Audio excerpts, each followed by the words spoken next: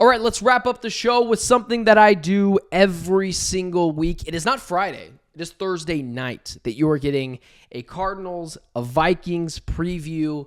You guys are obviously getting a full show today, but let's do it.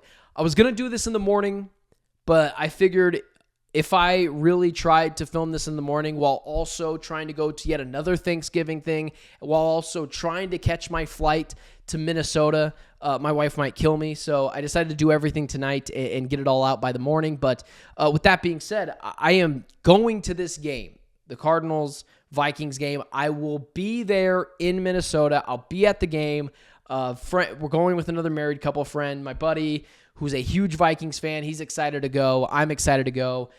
Any sort of content you guys might want from there, I'll try to make it happen, but mostly just going to enjoy my time being a fan there. I don't get to do this a ton. I mostly go to these games as media or, not as a fan. I'm trying to come up with takes. I'm trying to come up with opinions, and I'll do that when I'm there, but I'm mostly going to let loose and be a fan. Who knows? I might even wear a jersey. I might just go full fanboy out for my Cardinals fans in the comment section who sometimes get upset because I don't lead into the fandom. I lean into the truth serum, but tell me what you guys might want from that experience. It should be a ton of fun. We'll be flying out tomorrow. I'll be there till Monday. So you'll definitely get a later Ben Garcia show next week. But I'm excited and it should be fun. But let's talk about this game. And maybe at some point you guys will see a little bit of Minnesota, I don't know, vlogging or something there. Who knows? We'll see. But the Cardinals are going into Minneapolis this weekend. It's not just the Cardinals, obviously me as well. And they're going up against a Minnesota Vikings team. You go back, you take time to move away from that Seahawks loss, which I can't lie to you, it was devastating. I expected them to be better. I expected them to come out of a bye with a vengeance and to be rested and to be well prepared, and they just weren't that. I'm not out on this team. I'm not kicking them when they're down. That's nonsense. They're still young. They're still learning. But I did expect more from Jonathan Gannon. And I largely, if you watch the full show and listen to the full podcast, I did blame Jonathan Gannon. I did blame the coaching staff. That is who was to blame. But I've seen this team after getting beaten up on the road, whether it was against the Packers or losing to the Bills, they usually bounce back. And they usually bounce back pretty well. They beat the 49ers. They beat the Rams after those two games. And they show some real competency. And they show some real preparation. But make no mistake, to anyone who is the casual NFL fan and I don't mean, I feel like I always have to say this, but I don't mean casual in a bad way. I am the expert. I'm the guy that sits there and watches games all day. You are the fan that just enjoys it and lives your life accordingly and probably the right way. I should be the one that has a well-informed opinion of other teams. You should just be a fan of the Cardinals and allow me to do that. But if you are just the casual NFL fan, again, nothing wrong with that. And you look at this Vikings team and they're 9-2, and you say, "I got Sam Darnold." We're not buying into that. This Vikings team is good. This Vikings team is for real. And it's a lot of Kevin O'Connell and the weapons of the Vikings. I'm not saying Sam Darnold won't be prone to the occasional interception or the occasional boneheaded decision, but this team's good. And you look at the defense of Brian Flores, and he has got some quarterbacks in hell. This is going to be a dogfight. And I'll give my prediction at the end. But let's start here, as if we haven't already started. But let's really dig into it here. I want to start defensively. I don't apologize for being wrong on things. I don't apologize for having an opinion in sports. If I attack someone personally and I feel like it was a personal shot, I'll apologize. I'm not above that. But it's a sports take. However, I will say when I was wrong. I just have to trust this Cardinals defense. They're just good. They've only allowed one touchdown in a month. They weren't the reason they lost to the Seahawks last week. The offense didn't show up. That, at the end of the day, felt like a Mike Macdonald defense that is starting to really come together, combined with a NFC West showdown where the a home team just felt like they had a little bit more of an edge. This Vikings team is really, really good. And this offense that they have got a lot of weapons. I won't be surprised if this Cardinals defense gives up 35 points on the road to a Vikings team. But what I will say to that is I won't be surprised anymore if they're able to limit this team to 18 points, 20 points, because that's what they've done. I can only cite results. Over the past month, they've only given up a touchdown to opposing offenses. I mean, that is 85 Bears stuff.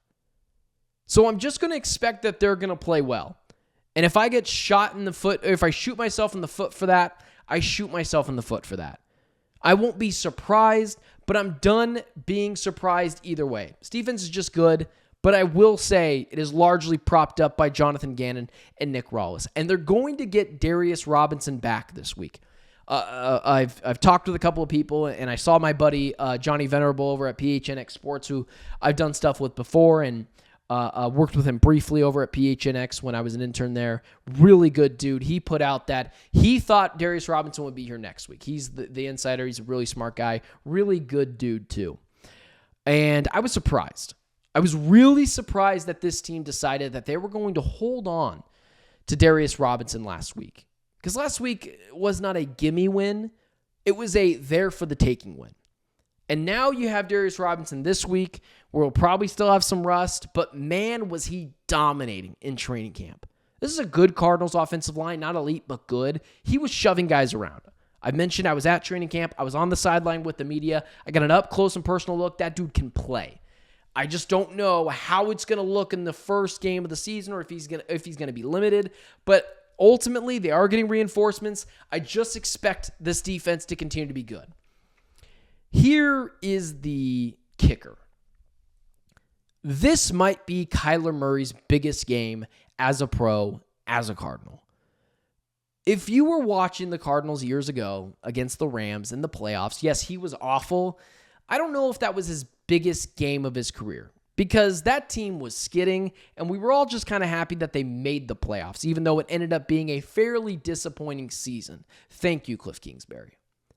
But this might be the most important game, at minimum, of the last half decade or so of Kyler's career, the last 3 years of Kyler's career. The point is, it is a very, very important game for Kyler Murray this weekend. Potentially the most important game of his career. He has to play well. They can lose, but they cannot lose because Kyler Murray got outplayed by Sam Darnold. If you win this game with Geno Smith, Drake May, and Bryce Young coming up, there is a very good chance you could secure a spot in the playoffs. And you had that chance last week, and this didn't have to be a must-win game in Minneapolis if you wanted to ensure a playoff spot. But it is now, and it's very important for Kyler to play well. I have been a defender of Kyler, but I've always been honest about Kyler. Still think he's a great quarterback. He needs to play well this weekend. We cannot be talking about a Kyler Murray who didn't show up to play in Minneapolis for God knows what reason. If there's one thing about Kyler that we still need an answer to is, can he play well in big spots? Can he be consistent in big spots? And Kyler will do things oftentimes that will leave your jaw dropped on the ground. But he's never played amazing in a big game, in a big spot, especially on the road. And he's got to do that this time. And he's got to outplay Sam Darnold. And it doesn't mean they have to win. It doesn't mean they have to win. The defense could give up 40 points, and it's just not fair to Kyler. He can't keep up with the opposing team, but he's got to be good. I'm talking 250 yards passing, another 50 rushing, 2 touchdowns. He's got to be really, really good. He's got to outplay Sam Darnold. This team needs Kyler Murray to play well because this Vikings offense is really good. And Brian Flores on the defensive side of the ball will make you look silly. He's done that to multiple quarterbacks this year, including C.J. Stroud and Brock Purdy. He's got to answer the bell. The kid gloves are off. I love Kyler. I think he's an amazing talent. I think at the pinnacle of his greatness, he could be a top 6 quarterback. But he's got to show up this weekend. He could lose a lot of people. He could lose a lot of supporters this weekend. He could potentially lose me this weekend if he puts up a stinker, or if he's largely irrelevant, or if he played like he played last week in Seattle. He's got to travel well. He's got to get in there, and he's got to deliver. 250 yards passing, maybe another 25 to 50 yards rushing, and 2 touchdowns of some sort, either passing or rushing. He cannot be the reason that they lost, that we cannot be talking about a game that the Cardinals lost because we all said Kyler Murray just didn't do enough. Massive, massive game for Kyler. He's got to be awesome. And not only just with Kyler. Jonathan Gannon, just really quickly, after we get off the Kyler thing, who has to be really good, Jonathan Gannon's got to get this team to play. He's got to get this team up and ready to play. I believe he will. I'm going to this game. I want them to win. I don't often go as a fan to things. I go to a lot of things as media. I'm not cheering. I'm not fanboying. I'm not chugging beers. I'm not slapping hands. I'm not kissing babies. I want them to win this game. And I think Kyler's going to play well. But I got to be honest. This Vikings team is pretty good. They've got weapons everywhere. Brian Flores has been really, really good this year. I'll take, unfortunately, as your honest analysis, my heart says Cardinals, my head says Vikings, and I've got to lean towards my head rather than my heart. I'll go Vikings 31, Cardinals 25, in a close one, and not eliminating them from playoff contention, but just making things a little bit harder to get in. With that being said, again, I'll be at this game. Let me know if you guys want some content from that. But either way, I'm excited, and it should be a lot of fun.